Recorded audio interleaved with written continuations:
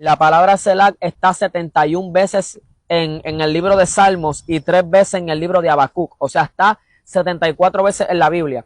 Muchas veces nosotros leemos muchas cosas en la Biblia y como no entendemos el significado, pues decimos, ya, lo leímos y ya. Probablemente muchos de ustedes han escuchado la palabra Selah en la Biblia. Obviamente más en el libro de Salmo y de Habacuc, que son los únicos dos libros donde se registran, que es normal que se registre porque el profeta Habacuc era un adorador. El profeta Habacuc era un cantor del templo, aparte de ser profeta, era un adorador. Por eso se registra en el libro de Habacuc. En el libro de los Salmos también, porque el libro de los Salmos es un libro de poesía, es un libro de alabanza, un libro donde muchos salmistas, digo salmistas porque fueron más de uno, que componen, ¿verdad? Diferentes alabanzas o diferentes expresiones que salían desde el corazón de ellos hacia Dios. Sabemos que David, ¿verdad? Tocaba el arpa, era un salmista, era un cantor de Israel, pero también sabemos que había otro profeta llamado Asaf. Este profeta Asaf era alguien que cuando tocaba el arpa profetizaba y era un levita. Usted sabe que los levitas también se especializaban en lo que era en la parte instrumental. Así que hay 3 tipos de interpretación que los teólogos nos enseñan. Voy a decir 2 más, porque en la tercera, que es la espiritual, ellos dan una breve introducción, pero no nos profundizan mucho, y eso es lo que queremos hoy, traer una profundidad más a fondo. Dalo como quiera, que está bueno. El primer significado que los teólogos dan es que la palabra Selah se va a la parte musical. ¿Por qué musical? Era como yo estaba explicando hace unos minutos atrás. La parte musical porque cuando se estaba adorando a Dios con alguna alabanza, con alguna adoración, cuando llegaba la palabra Selah, se tenía que hacer una pausa. ¿Una pausa para qué? Podía ser de una manera o podía ser de la otra manera. Se hacía una pausa para que los instrumentos descansaran, para que los instrumentos hicieran una pausa y el pueblo comenzara a adorar a Dios a capela. Usted sabe que usted puede estar en la iglesia y de momento usted está adorando a Dios, pero de momento los músicos que están tocando los instrumentos, ellos se detienen de tocar los instrumentos, pero el pueblo sigue adorando a Dios y sigue adorando a Dios y la presencia se sigue moviendo. En ese momento, muchas veces que usted lo ha visto en la iglesia, pero usted ha desconocido que eso es un Selah. Porque hay muchas cosas dentro de la iglesia que nosotros muchas veces hemos practicado, pero que no hemos tenido el conocimiento. Entonces, en muchísimas ocasiones, nosotros hemos operado el Selah, basado en el primer significado, que es lo musical. Los instrumentos pueden tomar una pausa y el pueblo puede cantar a capela, o se puede hacer al revés. Cuando llega el momento del Selah, puede ser que el pueblo se calle y los instrumentos se sigan tocando.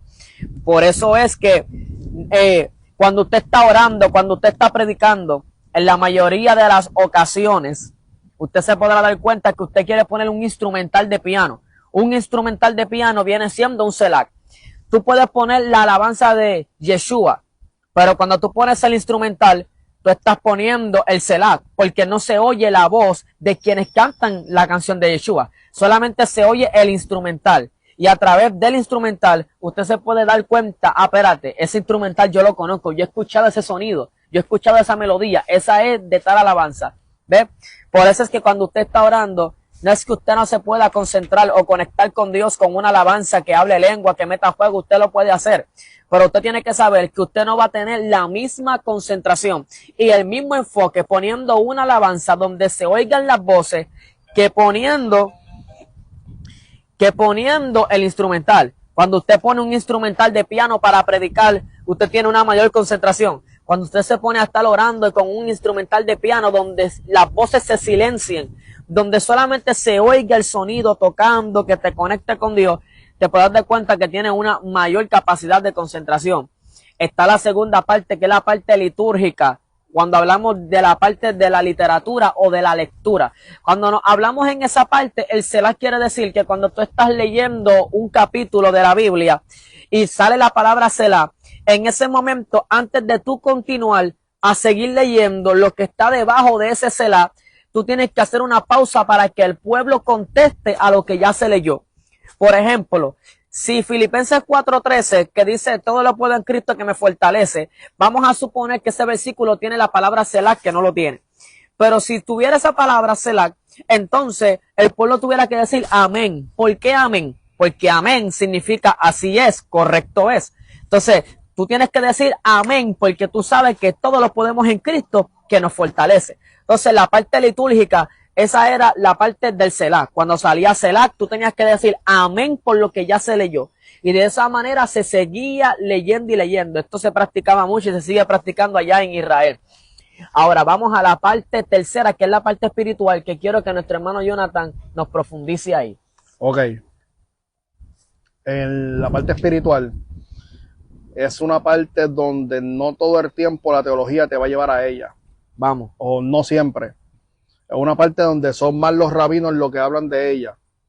En la parte teológica, pues te hablan que es una palabra, que tienes que guardar silencio, tienes que escuchar, etcétera. Y por causa de eso, en muchas iglesias hay un tipo de ignorancia, piensan que es una palabra cualquiera, o que cuando la Biblia dice Selah, pues que tienen que pausar, dejarlo hasta ahí 5 minutos y después continuar leyendo. La realidad es que la palabra Selah específicamente significa deténgase y escuche. Vamos.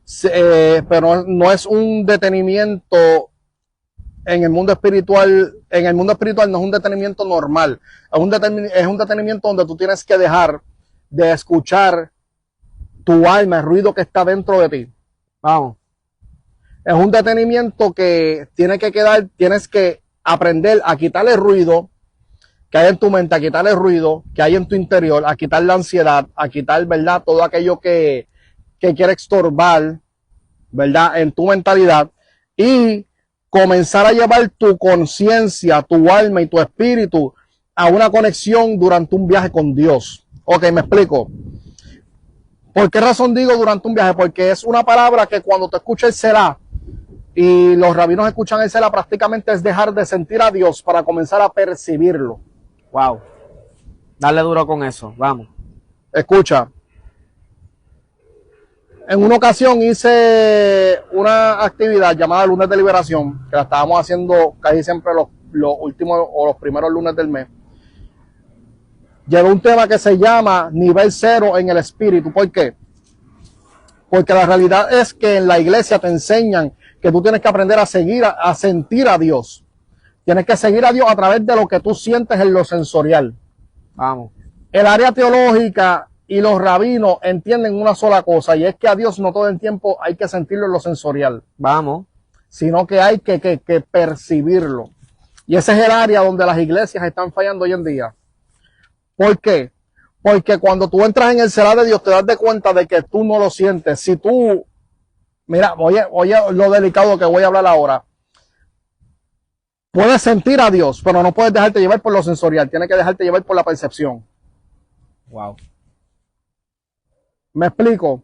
Hay muchas personas que cuando sienten a Dios comienzan a hablar en lengua. El don de las lenguas se les activa, pero no saben lo que las lenguas están hablando. No saben lo que Dios está hablando a través de esas lenguas. Obligatoriamente tiene que haber una interpretación, pero la interpretación no está porque se está dejando llevar por el ruido del momento. Wow. La interpretación no está, pues porque la realidad es que en vez de hablar en lengua, porque Dios quiere decir algo, están hablando en lengua para que Dios los vea.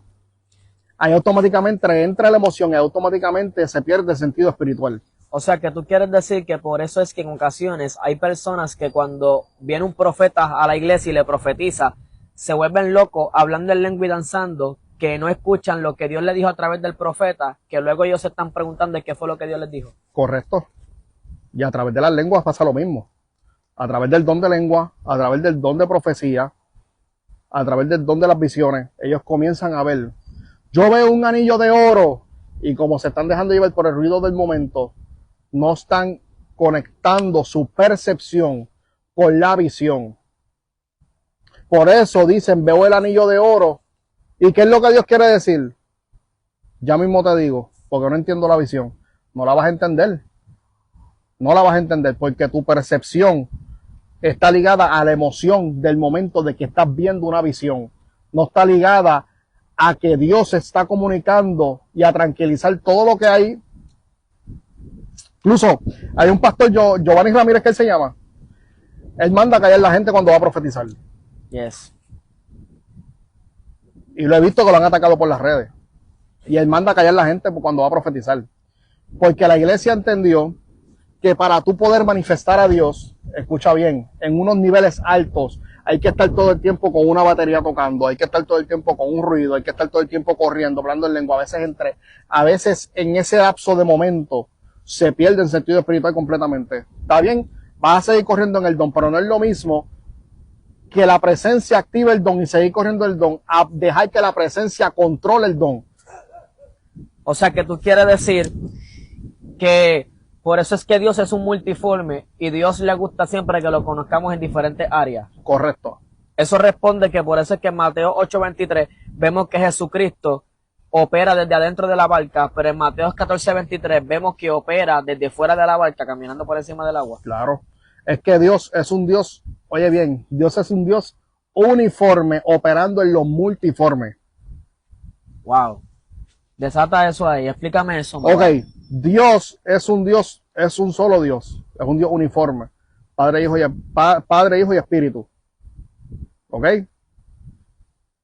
uniforme, todos tienen una uniformidad, pero tienen una multiformidad a la hora de operar.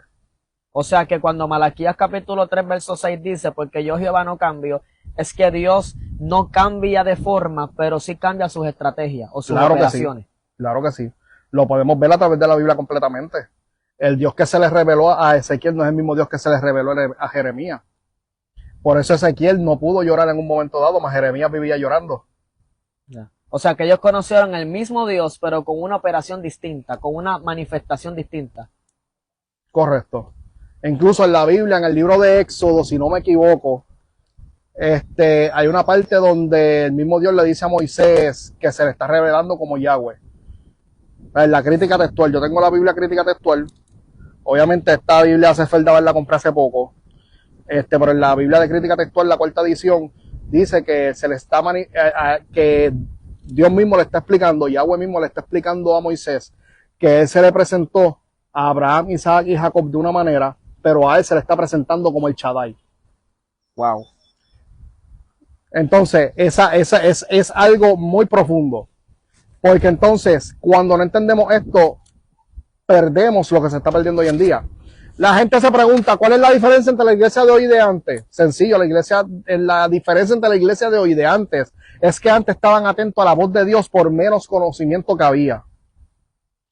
La iglesia de ahora tiene más conocimiento, pero no está atento a la manifestación de Dios. ¿Por qué? Porque tienen un recuerdo de lo que pasó, pero no están dispuestos a poner recuerdos nuevos en este momento, a poner vivencias nuevas en este momento.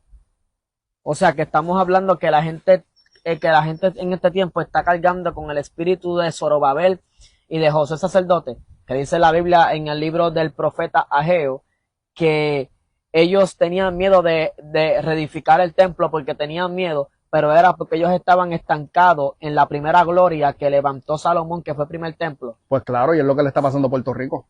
Entonces tú entiendes que por eso en Ageo 2:9 es que Dios le dice, el profeta le dice, y la gloria postrera de esta casa será mayor que la primera, y daré paz en este lugar. Correcto. Te voy a decir más, me van a decir loco, y tú lo sabes que yo le he dicho, yo creo más en esta generación que en la generación de antes. Y hay gente que me han dicho que yo estoy loco, yo no estoy loco, yo sé lo que estoy hablando. ¿Sabes? Estamos hablando de una generación que está adquiriendo un conocimiento tan y tan y tan profundo, que incluso le están llamando apóstatas a esta generación. La gran mayoría de las personas que vienen desde los tiempos de Gigi Ávila dicen, no, que esta generación de ahora son unos apóstatas, que si esto, que si lo otro, porque no entienden al Dios uniforme operando en lo multiforme. Y por eso se perdió el Selah. Porque mientras Dios quiere que haya una unión y una santidad dentro de la iglesia a través de la unión, fíjate que dice seguir la paz con todos y la santidad sin la cual nadie verá al Señor. Hebreos 12:14. O sea, cuando tú pones la paz, Dios te pone, el verso bíblico te pone la paz primero. Una vez te pone la paz primero, luego entonces te pone la santidad. Porque la realidad es que en esta generación la contienda es lo que está abundando. Vamos a la Biblia, vamos a la Biblia, porque verdad, estamos hablando en base a la Biblia, pero queremos dar una base bíblica para tener un fundamento más sólido, ¿verdad? Porque todos lo queremos pasar por la Biblia. Cogimos una base bíblica y me gustaría que el hermano Jonathan lo pudiera leer. Salmo capítulo 3. Vamos a leer Salmo capítulo 3. Los que estén ahí, si ustedes quieren acompañarnos, pueden acompañar o pueden escuchar y prestar atención. Ok. Esta es la versión de Sefer Dabar, es una versión, ¿verdad? Que es Raíces hebreas. de raíces hebreas. Quiero que la oigan porque es muy interesante. E incluso antes de venir para el podcast, le dije a Banieri que iba a coger este capítulo y no sabía que le había agarrado el mismo capítulo. Dice Yahweh, ¿cuánto se han multiplicado mis adversarios? Muchos son los que se levantan contra mí. Muchos de ellos dicen en mi nefesh no hay Yeshua. O sea, cuando dice nefesh, dice alma. La Reina Valera no dice alma. Escucha bien, la voy a leer ahora sin la traducción hebrea.